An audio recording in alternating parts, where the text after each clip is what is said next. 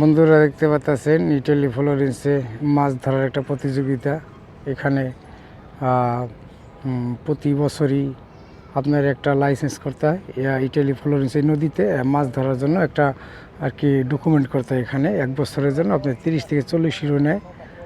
আসলে খুবই অসাধারণ। এখানে মাছ যে যত বেশি ধরতে সে পুরস্কার পায় এখানে এই মাছ ধরার জন্য। আর খুবই অসাধারণ দৃশ্য আপনারা দেখতে পাচ্ছেন। ইটালি ফ্লোরেন্সে যে নদীটা আছে এই নদীতে আসে সবাই মাছ ধরার জন্য, সব ইটালিয়ান। এখানে ওরা আনন্দ করে, এই মাছ ধরে আবার ফালাই দেয়।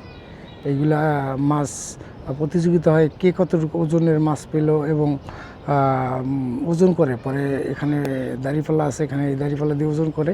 এখানে লোক আছে, এখানে কমিটির লোক আছে, এখানে প্রশাসন আছে, বিভিন্ন জায়গা থেকে ইটালির যে লোকজন আসে এখানে এই মাছ ধরার জন্য। এই প্রতিযোগিতাটা আসলে এই যে মাছ দেখেন ওরা করতেছে, এই পানিতে অনেক মাছ আছে, আপনার পাঙ্গাস মাছ, বল মাছ, বিভিন্ন মাছ আছে। এই পানিটা আসলে আসে পাহাড় থেকে, আপনার যে পাহাড় থেকে ঝর্নার পানি এইগুলো আর কি এখানে আসে। আপনারা দেখতে পাচ্ছেন এই যে এখানে পাহাড় আছে, আপনাদের একটু দেখাই। এই দেখেন এই যে পাহাড়গুলো আছে, এই পাহাড়গুলো থেকে এই পানিগুলো আসে।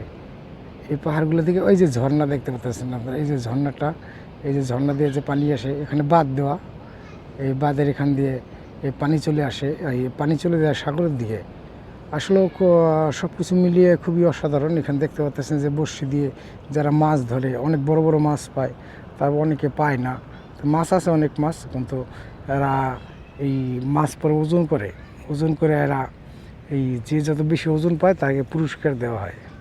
আসলে দেখতে পাচ্ছেন কী অসাধারণভাবে। এখানে আবার টুরিস্ট একটা দোতলা বাস, এটা গ্রাম এলাকার একটা সাইট। আর এখানে দেখতে পাচ্ছেন এই যে অনেকে মাছ পাইতে আছে, অনেকে পায় অনেকে পায় না।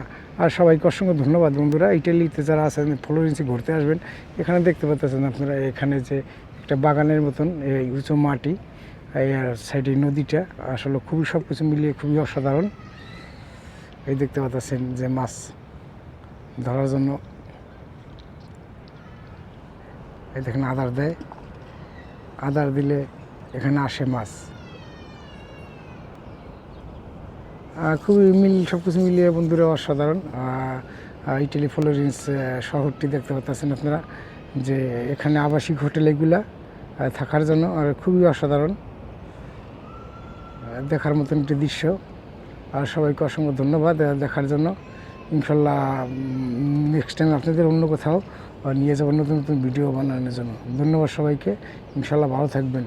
আসসালামু আলাইকুম রহমতুল্লাহি ওয়া বারাকাতুহু।